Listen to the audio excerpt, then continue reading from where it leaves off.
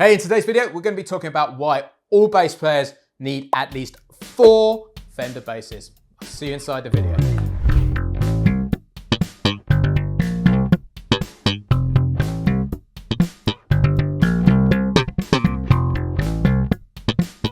Hey guys, it's James here from eBassGuitar, and I'm super excited to bring you something new and very special on the eBassGuitar YouTube channel.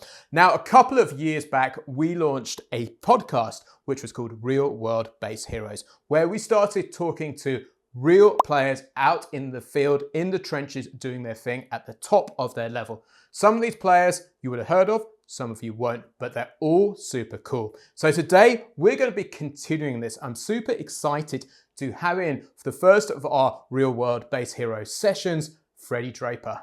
Hey everyone, how you doing? My name's Freddie. How long have we known each other now? 6, 7, 8 years?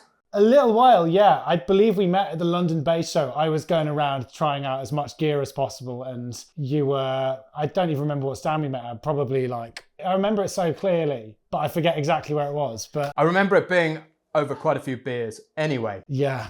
So Freddie is joining us here at eBassGuitar. He's going to be one of our eBassGuitar VIP coaches. So if you love what he brings to the table today, you have the opportunity to study with him. Just head over to eBassGuitar.com/VIP.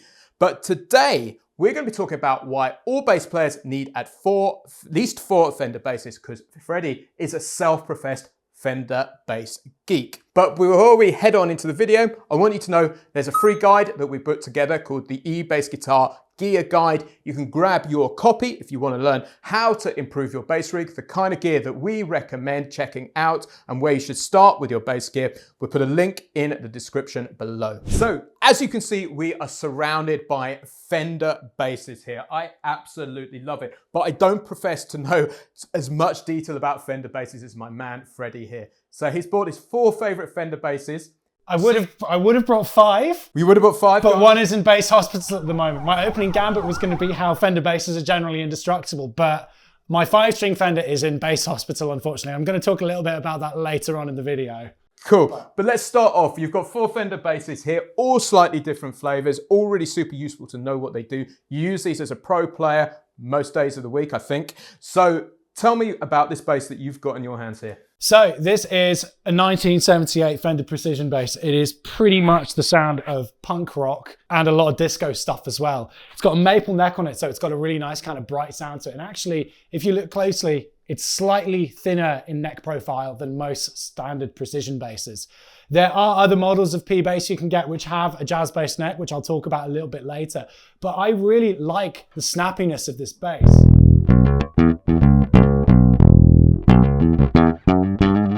It's just really, really versatile. And one of the things that I particularly love about the Fender Precision bass is that it is literally the meat and potatoes of so many different styles of music. If I turn up to a studio session and I bring one of my other basses that doesn't have Fender on it, a lot of producers look at me and go, well, why haven't you got a Fender? So it's always a good idea to have one available to you just in case, because people do like that reliability and consistency as well. So with this bass, I can really get sort of 2, possibly 2.5 different sounds, but I really, really like what I've got available to me with it. Well, I'd like to ask first of all, flat wounds or round wound strings? What have you got on there? So I've got elixirs on here, which is quite a strange choice for a vintage instrument. The reason that I use elixirs is they stay bright for a really, really, really long time. And I like using lots of different techniques. I particularly like playing with the pick as well. I do a lot of sort of rock stuff, but that's not to say I don't do other styles as well. But I find that if you want to get that really crisp trebly sound, it's easier to take that away than it is to add it back in. So if you naturally have a bass that's quite bright, you can hear with that popping, it's really, really cutting out and coming through. If my strings are really dead, I'd struggle to get that. So yeah, if we want that really nice, crisp, picky sound.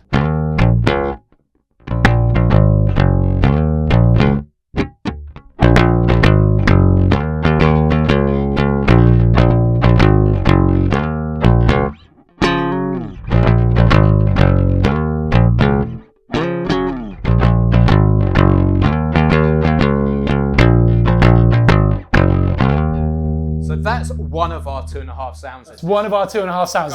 Give us the other sound. So the other sound that you can really get is tone rolled off all the way. So you get your really nice old school sound.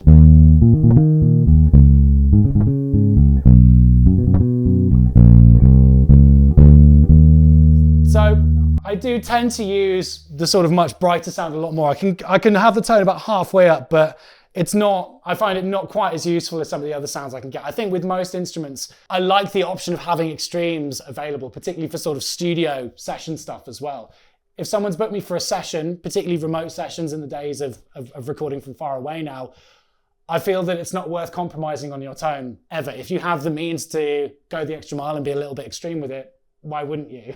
So we've got two sounds out of this. What's the half a sound? I'm really curious. So the half sound is having the tone pretty much halfway up. This is my sort of unoffensive P bass sound. The tone all the way off is quite extreme. It's very, very subby. The other one is very, very bright. But I can just do sort of like normal, regular P bass playing.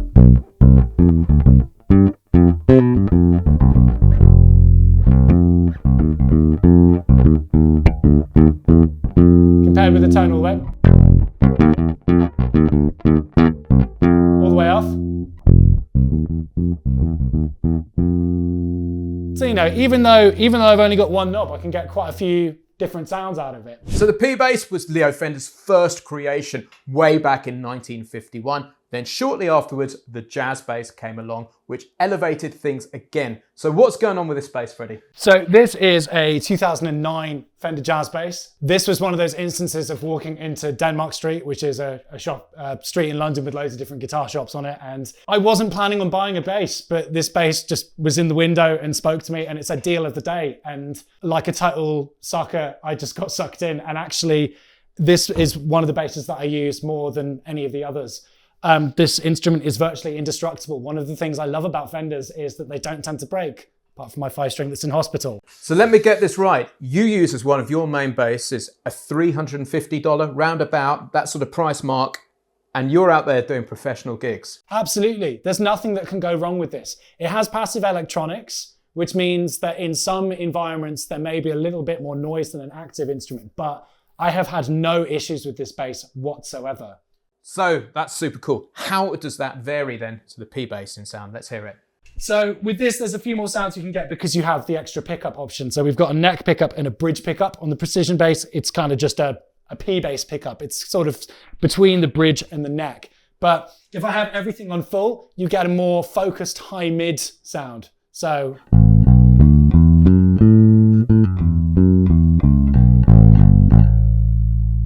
it's really good with pick playing as well. You can hear there's a lot more crispness in the sound. Yeah, absolutely. So that's both pickups together. This is where this bass starts coming to its own when you start soloing them as well, because it gives you a ton more sounds. Yeah. Talk us through that. So let's take the neck pickup off and just isolate the bridge pickup. So this is going to sound a little bit more quacky.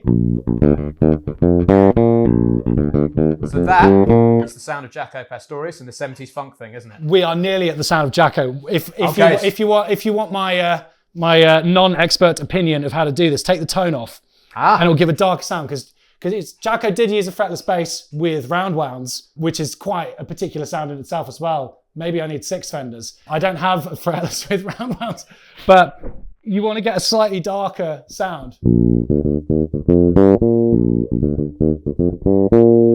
want a little bit less shimmer on the top of it. But with the tone up, I'm going to get that really nice. I'm still going to get that snap, but I'm going to lose that if I take the tone off. So that's that sound which will really punch through the mix in a bad situation, won't it? Absolutely. It can sometimes be referred to as the honk. The honk, I love it. Yeah. So let's go back to the neck pickup. So if I have the neck pickup in isolation, this is going to sound a lot more similar to a P bass.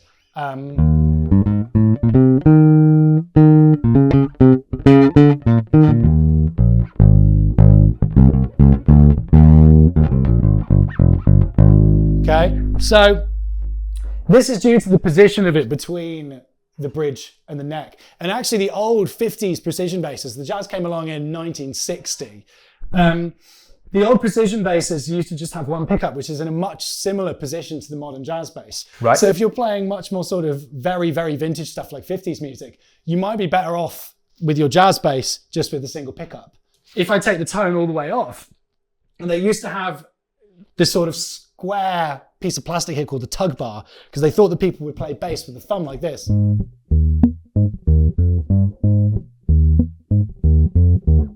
It just sounds great.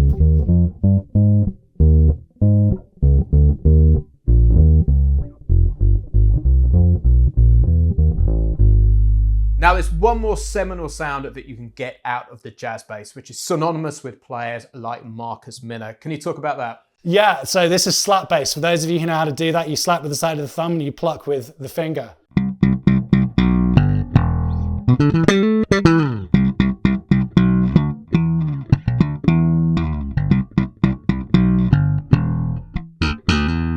just get that really nice crispiness.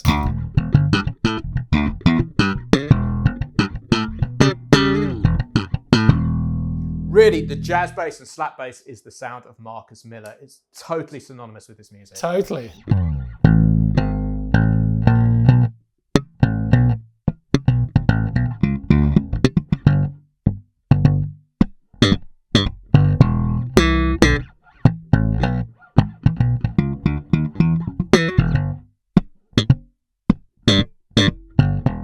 So as you can see, there are a ton of different sounds that you can get out of this bass. Now we've talked about the two seminal Fenders that you should know about, the P bass and the J bass, but Freddie has at least two more, which we're just about to explore.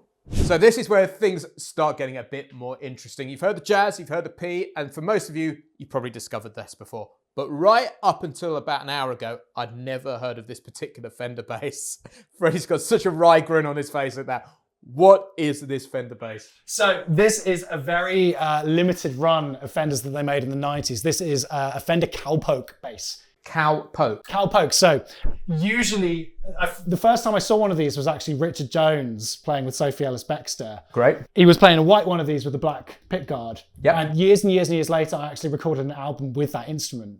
There's so few of them kicking around. It doesn't belong to him. It belongs to a guy called Ed Harcourt. But they were called Cowpoke because the complexion of the white versus the black pickguard looks a lot like sort of cow print. Okay. It's not necessarily synonymous with country or music or anything like that, because that was my initial thinking, but I did a bit of research. And these are actually usually active instruments. I've taken the active electronics out of this because I prefer the sound without them. Yep. But I put some flat ones on it as well. And I just absolutely love the sound of it. So you've got flat wound strings on there, which are deader and warmer, and Absolutely. a little bit more double bass-like.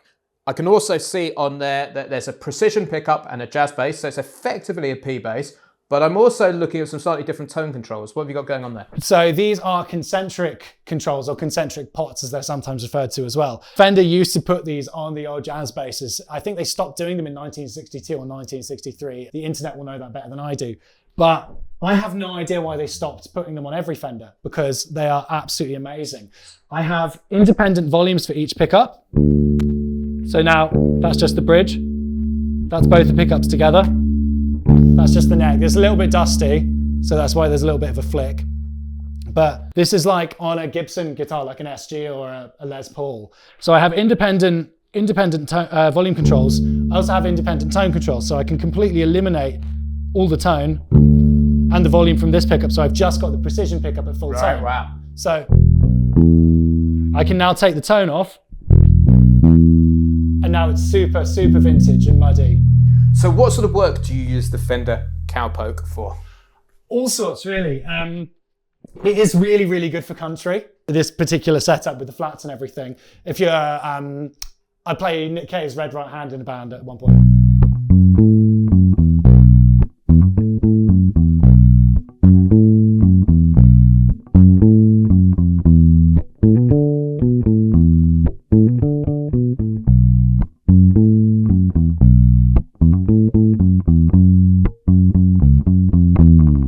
For that kind of stuff, it just really cuts through. I'll do the same song again, but I'll get rid of the bridge pickup, and you'll be able to hear how much of a huge difference there is.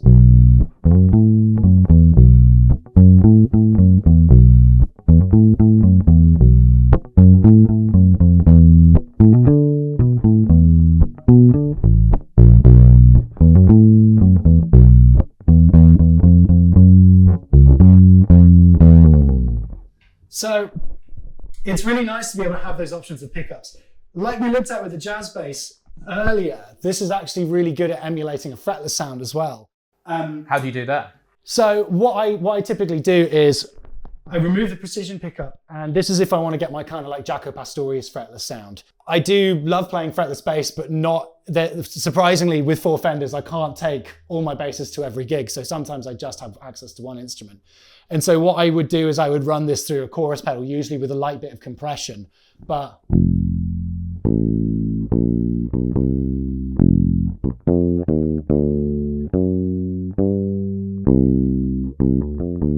and if I take that tone down or off even,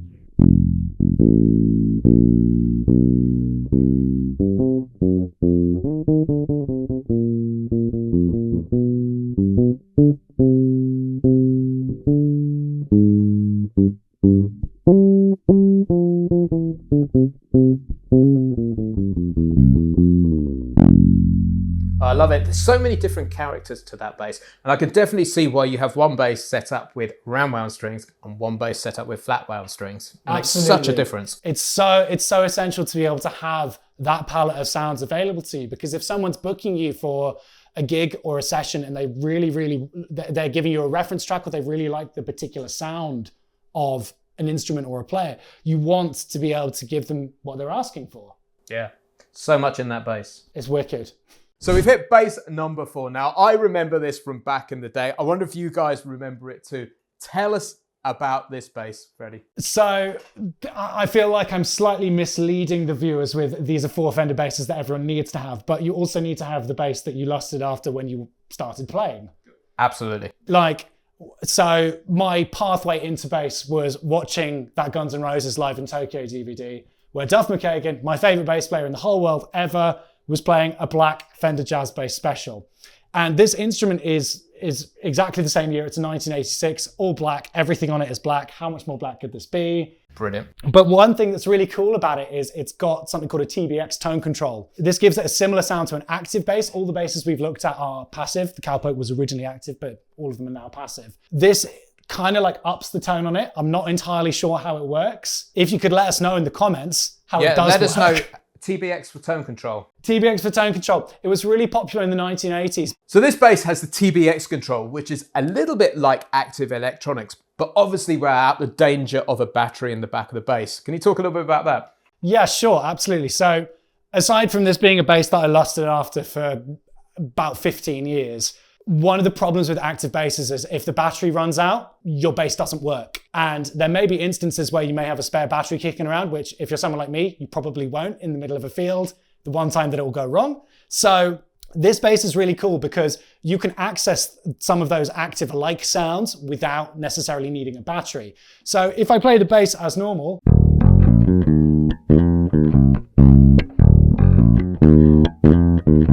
if I kick in the TBX tone control, you hear it's a little bit more hi-fi? Yeah, a little bit more scooped. Yeah, you get a little bit more of that sort of clack on the top. And the other thing I've spotted with that bass is, unlike all of the others, it actually has a pickup selector switch as well. Yeah, so this requires a little bit of navigation around it. If I put the back pickup on, the front pickup control won't do anything. Yep. So that is in isolation now. If I have it in the middle, both the knobs are engaged. Aha. So if I turn the front pickup off, it will also turn the back pickup off. And then likewise, if I turn the back pickup off, it would just be the front pickup. But the TBX affects both of them. So the tone's completely off now. So there's still quite a wide variety of sounds in there, including that classic Guns N' Roses sound. Oh, absolutely. Go on, give us it. So the Guns N' Roses sound, you have everything on full, it's in the middle, and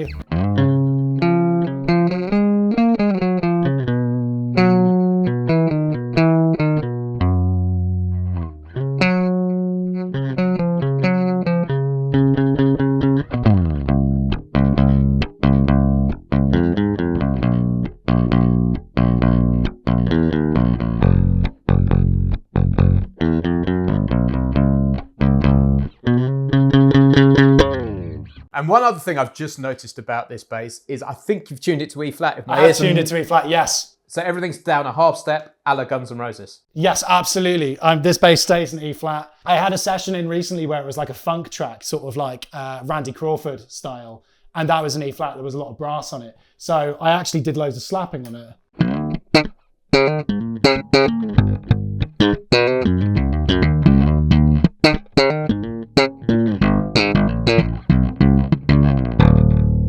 So this is why all bass players need at least 4, and we say that slightly tongue-in-cheek, Fender basses. If you were to just isolate down to one Fender bass, Freddie, what would it be for you? Oh my God.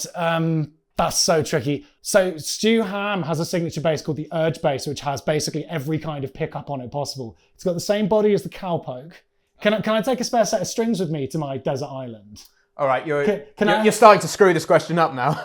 I would probably take my Cowpoke bass with a spare set of strings. So I'm cutting corners and cheating a little bit there, but I probably would take that one. So we're going to start wrapping up this first episode back of Real World Bass Heroes. We've got another bunch coming with Freddie and some other fantastic basses. I'm really excited about it. Don't forget to download the gear guide that comes with this lesson. Link in the description below.